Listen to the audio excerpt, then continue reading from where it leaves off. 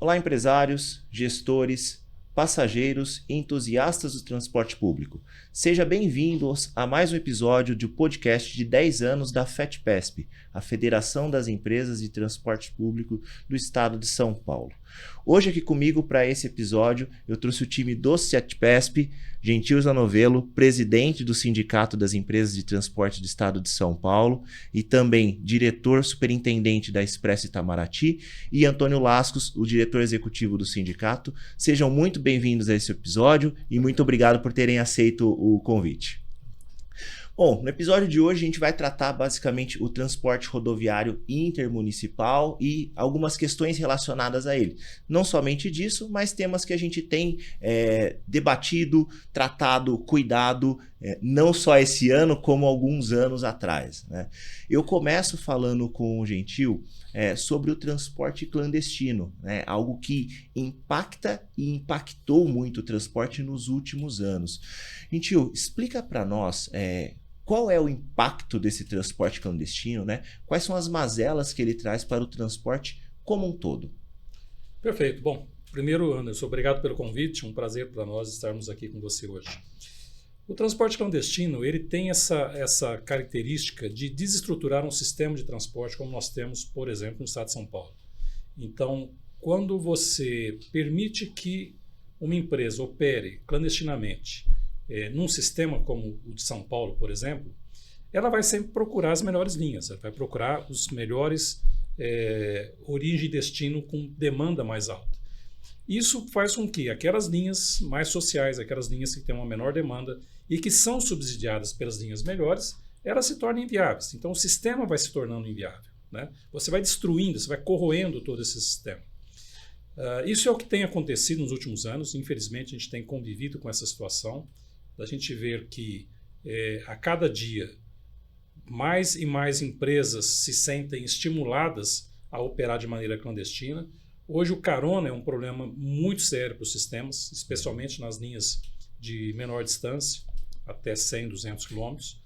E isso realmente vai provocando essa corrosão do sistema. Você vai tirando receita do sistema e vai tornando o sistema inviável, economicamente inviável, né?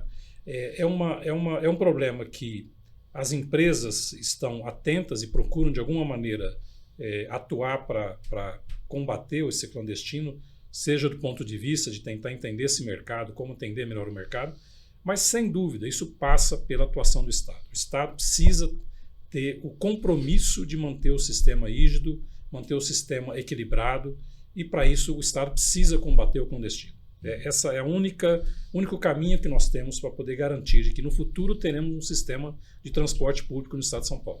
Perfeito.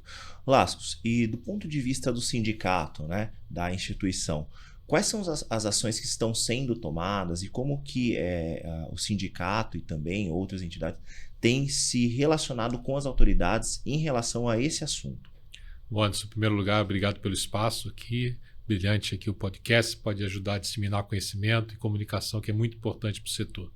E falando em comunicação, uma das nossas preocupações foi demonstrar que isso acontece. E o diálogo com o poder público é extremamente importante. Com o apoio da federação, inclusive, a FETPESP criou então o DCI, Departamento de Combate à Ilegalidade. E aí a ilegalidade se expande para todos os setores, não só o ônibus pirata tradicional, que a gente chama de piratão clandestino, mas também para os outros ilícitos, que é a carona irregular, que vem afetando muito o sistema recentemente, as viagens não autorizadas, possíveis transportes de mercadorias ilícitas nessas caronas irregulares. Então a gente precisa mostrar isso para o poder público. Então nós encaminhamos esses ofícios, esses comunicados a diversas autoridades, mostrando o que acontece, tentando mapear e traçar um mapa de calor de onde acontece, para que é fundamental a fiscalização estar presente. Então nós precisamos demonstrar o perigo, os acidentes recentes, que infelizmente acontecem até com alguns óbitos, e aí começa também a extensão de outros serviços que a tecnologia traz de moderno, enquanto não são regulados, eles transitam normalmente e precisa sim do poder público colocar uma normatização para que isso não ocorra. O transporte público, ele é uma tríade, né? Então ele tem o poder público como poder concedente, que é aquele que tem a obrigação de fornecer à população um transporte de qualidade, isso está na Constituição. Uhum. Você tem as empresas operadoras, que são as responsáveis por fazer esse trabalho, né? Executar essa ação de transporte. Perfeito. E você tem a sociedade, você tem as pessoas, os passageiros que utilizam esse transporte público. Na visão de vocês, né, qual é o papel também do cidadão em relação a esse tema que é o transporte clandestino? Porque eles também têm parte nesse assunto, né? No fim, é quem escolhe, né? No fim, quem faz essa escolha é o passageiro, é a sociedade. O que esse passageiro, esse cidadão precisa levar em consideração é tudo que está por trás do clandestino. Porque quando a gente fala em transporte clandestino, não estamos falando apenas num transporte, num serviço que está afetando um sistema de transporte. Normalmente é um trabalho que o motorista não está registrado, é aquele motorista que é pego a laço ali para fazer o serviço do final de semana. Você não tem garantia nenhuma de que aquela viagem vai ocorrer. A gente sabe de relatos até de aplicativos que têm por regra cancelar a viagem. Isso faz parte do modelo de negócio, entre aspas, dela, né? Quer dizer, se não fechar o grupo, cancela a viagem. E você tem essa questão de que quando alguma coisa está errada numa viagem dessa, você não tem a quem recorrer. Você não tem um Estado por trás para te garantir que aquele serviço será prestado conforme foi prometido. Então, o cidadão ele precisa ter essa consciência, ele precisa entender que por trás desse trabalho clandestino, o trabalho do clandestino, existe um submundo que é muito perigoso. O Lascos tocou num ponto aqui que é o transporte de mercadorias que nós não sabemos o que está sendo transportado. Então, quando a gente fala do Estado cuidar do transporte público, nós estamos falando do Estado cuidar da sociedade. Entender o que está acontecendo com essa sociedade, né? A gente tem visto, por exemplo, eu tenho lido que a polícia tem buscado cadastros de iFood, de aplicativos para tentar localizar pessoas que estejam com mandado de prisão expedido e não localizadas. Você não sabe se uma pessoa dessa está, por exemplo, operando com carona. Você não tem como saber. O cidadão não tem como saber. Então, essa escolha do cidadão ela tem que ser mais responsável. É claro que o preço exerce um papel muito forte nessa decisão. Então, muitas vezes, o passageiro, o cidadão, ele olha só para o preço e pensando, poxa, essa viagem aqui é mais barata, eu vou com ela. Mas é preciso levar em conta tudo que está por trás, porque preço por preço, e a gente já fez essa conta, já demonstrou para o governo, já demonstrou para a imprensa, inclusive, que se fosse para nós operarmos como opera hoje o clandestino, nós teríamos um preço muito próximo dele, tá? Mesmo registrando nosso pessoal e tudo mais. Acontece que existe uma série de encargos para uma linha regular, para uma empresa regular, que estão no custo da passagem, seja uma tarifa de embarque, seja um pagamento de ICMS, PIS/COFINS, as gratuidades que nós praticamos no serviço regular, né? Então, tudo isso onera o sistema. Se nós não tivéssemos todo esse ônus, com certeza nós teríamos um preço também muito compatível com o que é praticado hoje pelo clandestino. É o preço por ser correto, por né? ser por regular, estar legal, por perfeito, estar perfeito, organizado conforme exatamente, manda a legislação e a regulação do sistema. Exatamente. E a gente tem, né, falando também do clandestino, você queria complementar alguma questão? Não. A gente tem também um aspecto mais interno, né? Você falou da carona irregular, mas a gente tem visto também um tema que está em pauta, que é o mototáxi, né? O mototáxi, a gente está gravando esse episódio aqui no município de São Paulo e ele não é legal, ele não é autorizado a trabalhar. Então, qual é o aspecto desse mototáxi, Laços? O que a gente pode entender também em relação a isso ao transporte? Bom, primeiro que nós não percebemos uma demanda popular por esse modal. Nós percebemos são empresas interessadas em alavancar esse tipo de serviço. E isso traz para a cidade de São Paulo, que é extremamente complexa, uma necessidade de estudos anteriores. E não uma imposição de um serviço meramente por uma demanda comercial. Então, o impacto que vai trazer em termos de segurança viária. Os hospitais, rede de ortopedia já estão extremamente sobrecarregados com os transportes de moto por aplicativos de entregas. Você acrescentar passageiros, você está tirando o passageiro de dentro do serviço público colocando uma moto por vez. Então você não tem uma redução. Você está tirando o passageiro do serviço público. Ao retirar esse passageiro, você está diminuindo o número de usuários e isso normalmente vai gerar um aumento tarifário para aqueles que permanecem no sistema, como ônibus, como trem, como metrô. Então tem toda uma estrutura envolvida que precisa de estudos anteriores. E recentemente, agora ontem, tivemos a decisão que foi suspensa a ação de pedido de uma associação que não representava. Então tem que ter muito cuidado com isso também. Essa associação que representava os mototaxistas era composta apenas por 4 pessoas e que foi identificado que não era uma associação que tivesse merecimento para acionar aquela causa. Então, precisa de muito estudo. São Paulo é uma cidade extremamente complexa, não pode ser uma alteração dessa apenas por um cunho comercial, então tem que ter muito cuidado com isso. São Paulo chamou a atenção por causa que é a maior metrópole da América Latina, né? E esse tema ele vem em pauta para todo mundo e fica evidente para o Brasil todo. Mas o mototáxi não é um problema só da capital, né, Gentil? Sem dúvida. A gente vive no interior também e isso ocorre. E aí a Itamaraty, além do rodoviário intermunicipal, ela opera o municipal. Sim. Como é que isso impacta no dia a dia de uma cidade, né, menor, né, não tão pequena, mas menor que São Paulo? E o que você consegue ver isso já com operação maior, né, a mais longo prazo? Anderson, eu acho que a gente tem que pensar o seguinte, olha, vamos imaginar que não tivesse, a opção da sociedade fosse, não, vamos optar pelo mototáxi, então não tem mais transporte público. Imagina como seriam nossas ruas. Né? Eu imagino aquele trânsito caótico da Índia, do Vietnã, Bombay, né? Uma coisa maluca. Aquilo é o que se transformaria as cidades brasileiras. Aí você fala assim, não, mas não, deixa lá o mototáxi onde tinha ônibus. Não, isso não é possível. É isso que a sociedade precisa entender. A convivência dos dois sistemas não é possível. E por que não é possível? Porque se você tirar 30% dos passageiros do sistema de transporte público municipal, por exemplo, e esses 30%, ou nem 30%, 20% for para o mototáxi, você inviabiliza os outros 80%. Perfeito. Então, aqueles 80% que não querem mototáxi, que estão usando o transporte público coletivo, ele vai ficar sem transporte, porque 20% resolveu ir de mototáxi. É aí que a gente tem que entender o papel do Estado, seja ela a prefeitura, governo estadual, governo federal, na regulação disso e de organizar essa coisa. Se você tiver um comportamento totalmente liberal, você destrói esses sistemas. E aí nós vamos para o tudo ou nada, nós vamos para o que salve-se quem puder, e a sociedade vai perder muito com isso. É quase um paradoxo, né? Eu posso ter a liberdade total de escolha, mas eu tenho pessoas na sociedade que não podem escolher. E aí eu tenho uma Constituição que obriga o poder público a oferecer esse serviço, assim como é o SUS, assim como é a educação e tantos outros, né?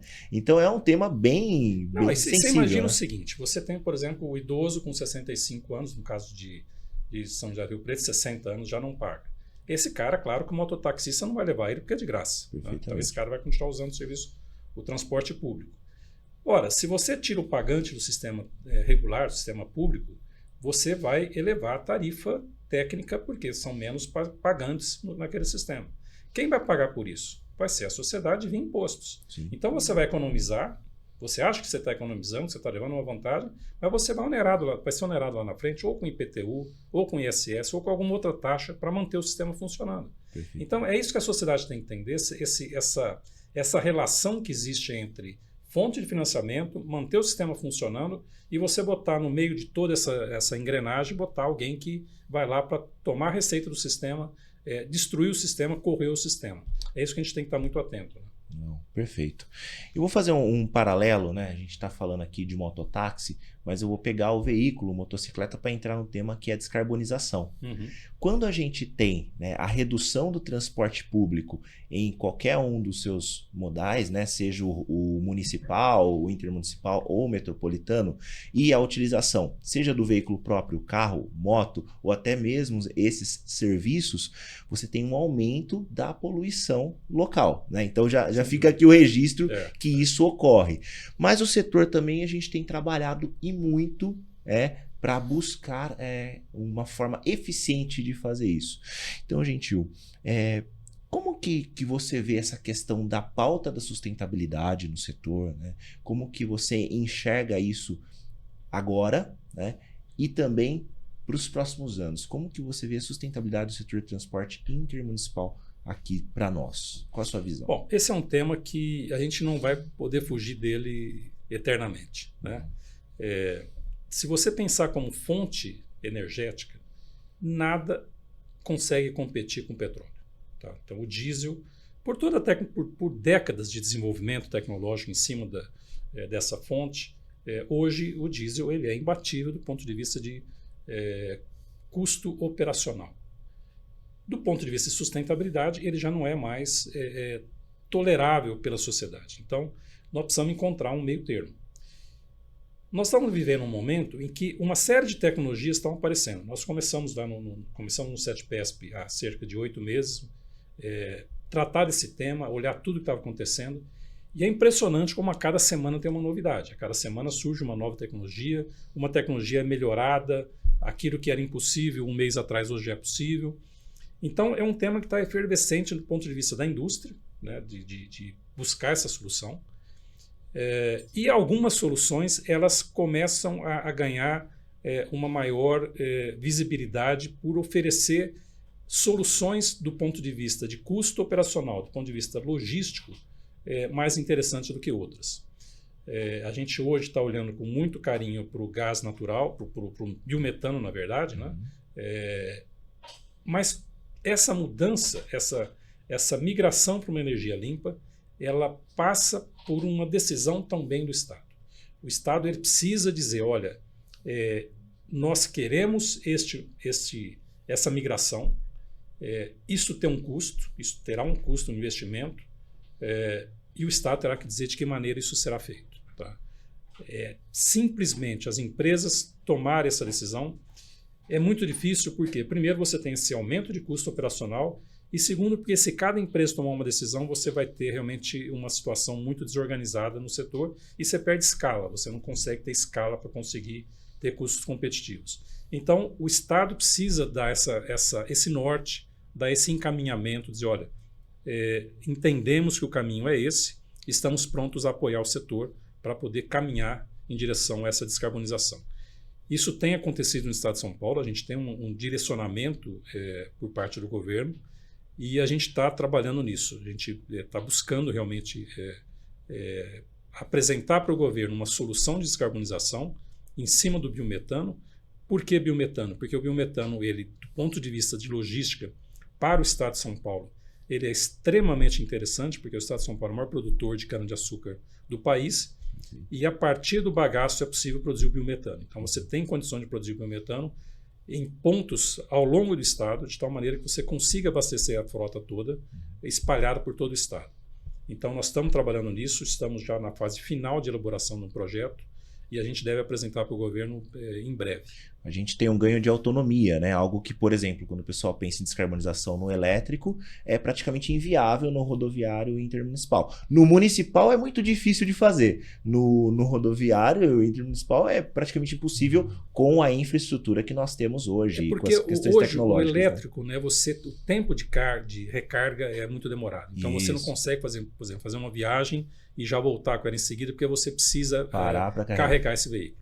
Com o biometano, não. Você consegue carregar, abastecer esse veículo, reabastecer muito rápido e você consegue, então, fazer aí, 2, 3 viagens, pares de horários por dia com o mesmo carro. Né? Então, isso é uma coisa que ajuda muito, que viabiliza, por exemplo, a questão logística com o biometano. Uhum.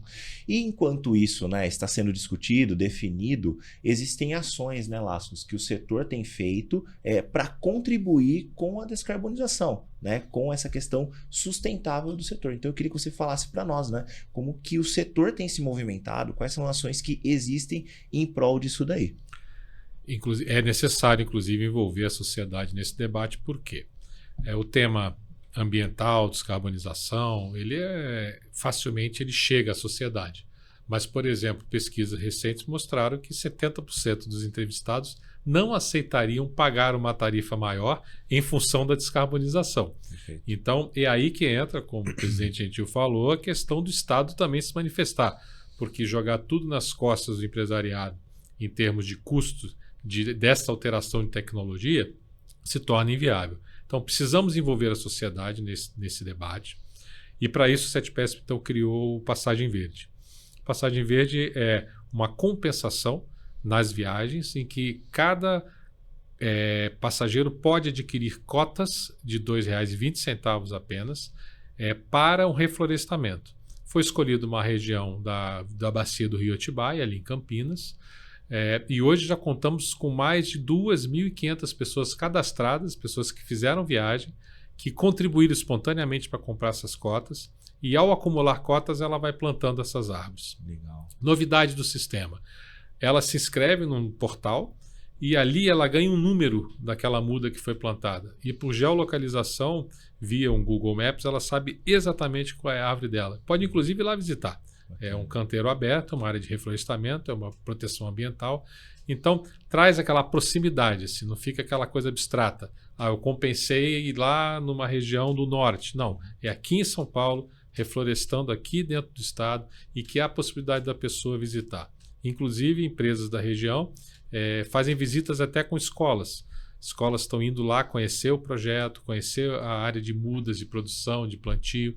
Então, isso você começa a trazer o passageiro que está acostumado a comprar nossas passagens a entender o que é passagem verde. Então, estou compensando, daqui a pouco entra o tema, olha, vai sair do diesel, vai entrar um biometano, vai entrar um elétrico, futuramente um hidrogênio, que está muito distante, Sim. mas ele vai entendendo a mudança de tecnologia e o quanto ele precisa participar disso. Uhum.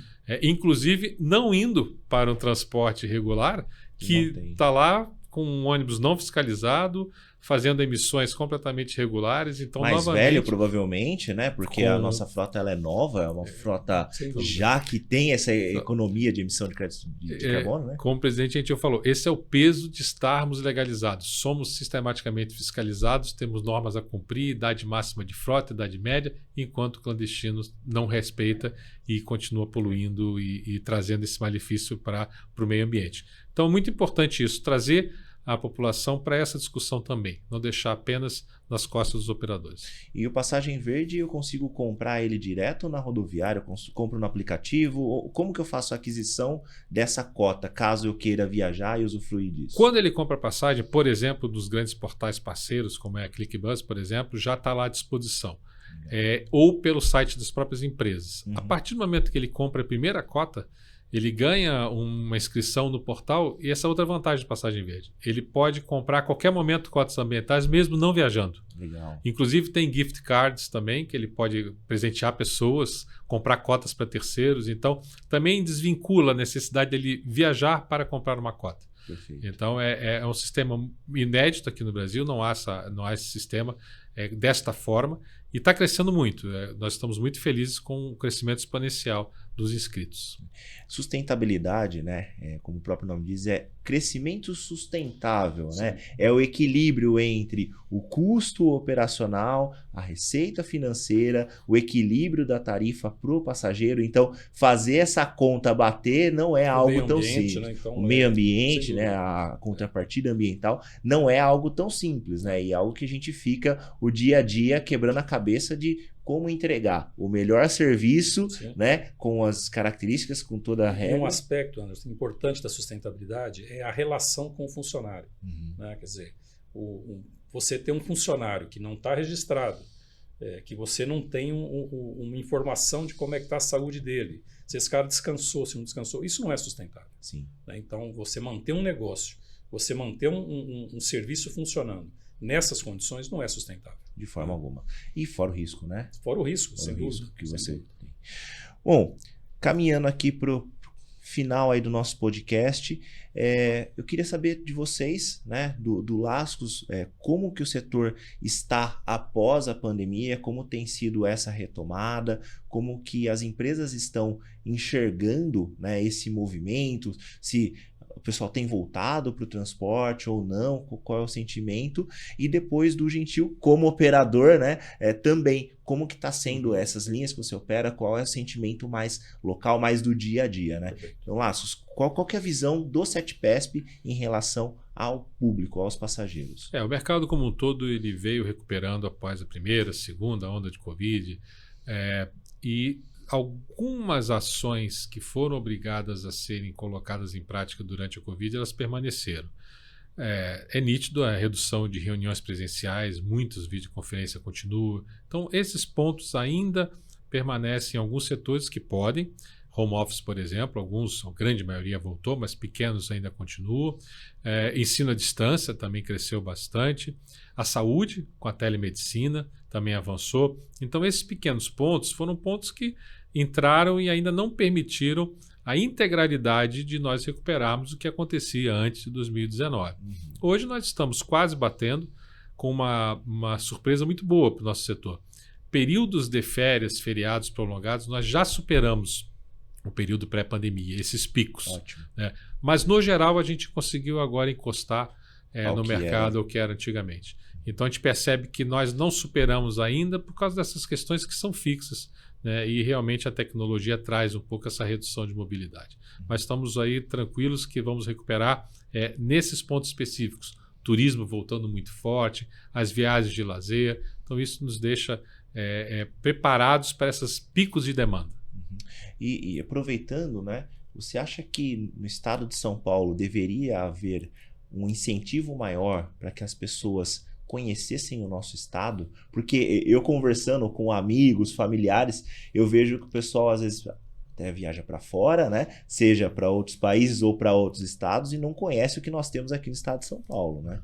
Como é que vocês veem? Mas, contamos, a própria Secretaria de Turismo aqui do Estado de São Paulo tem motivado algumas rotas importantes. Estamos apoiando a rota dos vinhos, a rota dos queijos, que também está sendo criada, os parques aquáticos, que estão muito fortes nas demandas. Então, assim, São Paulo está preparando toda uma cartilha de turismo interno, que é um estado muito rico. E para nós, essencial. A nossa malha rodoviária é diferenciada, grande capilaridade, grande qualidade, que permite viagens de média e longa distância com muito conforto. Então, isso traz um turismo interno com bastante força. Perfeito. Gente, e no dia a dia, o que vocês têm percebido lá na Itamaraty? Como é que está essa retomada do pessoal, né? Os trechos que vocês operam? Qual é a percepção de operação mesmo? Né? Eu vejo que as linhas de maior distância elas têm tido uma recuperação mais rápida. A gente percebe realmente o passageiro voltou com mais intensidade. As linhas de distância mais curta elas têm sofrido muito realmente a concorrência do carona. Tá. Então essas estão sofrendo mais. Há realmente uma mudança na sociedade, a gente percebe nitidamente isso. Se você for hoje no centro da cidade, seja cidades do interior, mesmo na capital, você vai ver que há uma redução do volume de pessoas andando pelo centro da cidade, porque hoje a compra online ela é mais fácil, mais rápida, mais eficiente do que uma compra física e ir até uma loja física. Isso afeta toda a demanda por transporte, seja ele urbano, intermunicipal. Hoje você passa a escritura você não precisa ir num cartório passar uma escritura, mas você faz tudo hoje online. Então, isso tem afetado de alguma maneira. Mas eu acredito muito no transporte corporativo, a necessidade de movimentação das empresas com o seu pessoal para poder atender as necessidades dela. Isso está voltando. A passagem de avião está cara, então a gente tem ali uma condição de competição com o avião bastante interessante, especialmente para essas distâncias de até 500 quilômetros, em que se você contar o tempo de ir até o aeroporto, aguardar até o horário, depois chega no aeroporto, destino, e chega até o destino, não fica muito diferente numa viagem de ônibus. Como o Lascos falou, nós estamos num estado em que tem as melhores rodovias do país. Então, eu acho que esse é um segmento, o segmento corporativo, no qual eu acredito muito. Além da viagem de turismo familiar, aquelas visitas que as pessoas fazem para poder visitar familiares e tudo mais também, é sempre um segmento muito importante para nós. E como você falou, eu acho que o estado de São Paulo é um estado assim, riquíssimo do ponto de vista seja de turismo, seja de negócios espalhados pelo estado inteiro. Então, eu acredito muito no sistema do estado de São Paulo, porque nós estamos no melhor estado da federação e que tem também um dos melhores sistemas de transporte da federação.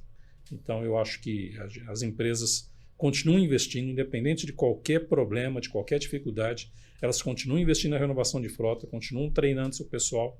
Hoje há uma dificuldade com o pessoal também, isso a gente precisa também deixar claro.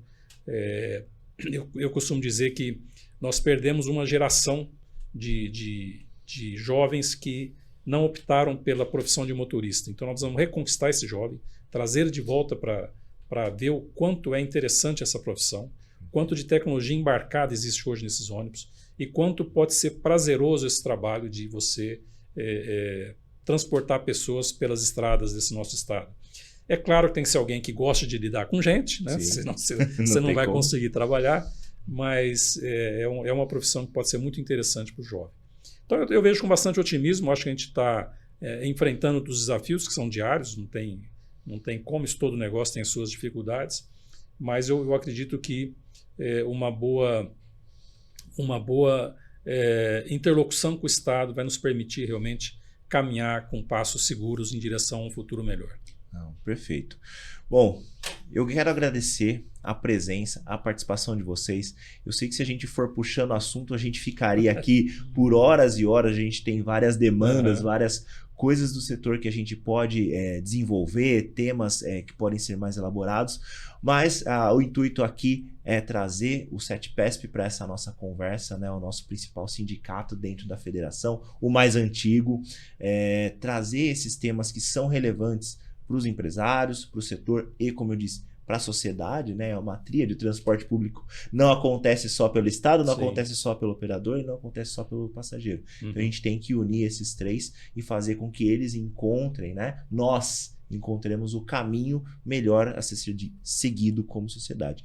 Então, eu deixo aqui para vocês um espaço, que vocês quiserem mandar um recado para o pessoal, para as empresas, para os empresários, para os gestores, para os parceiros e caminhamos aqui para o fim. Muito obrigado pela participação de vocês. Imagina, a gente que agradece a participação e dá recado para o empresário. Participe mais. Ali, ó. Manda um recado para ele ali. Participe mais. O empresário precisa participar do sindicato. O sindicato forte faz uma federação forte. Então a participação do empresário é muito importante. Muito bom. Agradecer também, Anderson, pelo convite. Eu acho que é muito importante esse trabalho que vocês estão fazendo. Eu acho que a federação ela tem um papel importantíssimo de realmente discutir esses assuntos e trazer a sociedade para essa discussão. Eu acho que é fundamental que a sociedade entenda toda essa lógica, né? Porque às vezes você fica só lidando com o governo, como você fala, que fica faltando esse tripé da sociedade, que é fundamental. Existem escolhas que só a sociedade pode fazer, né? E para o empresário, o recado que eu quero dizer é que continue investindo, continue acreditando no sistema, porque o sistema, nós passamos pelo pior momento, talvez, da história do sistema, que foi a pandemia, quando nós chegamos a operar aí com 5% da demanda, e o sistema se manteve, o sistema sobreviveu, e a nossa expectativa é que os tempos futuros serão melhores que do passado. Bom, quero agradecer a você, espectador, que esteve conosco em mais esse episódio. Lembrando que essa é uma série de 10 episódios. Você pode acompanhar aqueles que você eventualmente não viu no YouTube da FETPESP, né? Então só digitar lá FETPESP ou também nas nossas redes sociais. Tem o nosso site fetpesp.org.br, onde a gente comunica as novidades do setor, os programas que a federação está desenvolvendo e também os nossos sindicatos e parceiros. Agradeço seu tempo, sua disponibilidade, seguimos à disposição e nos vemos em breve em mais um episódio. Até mais!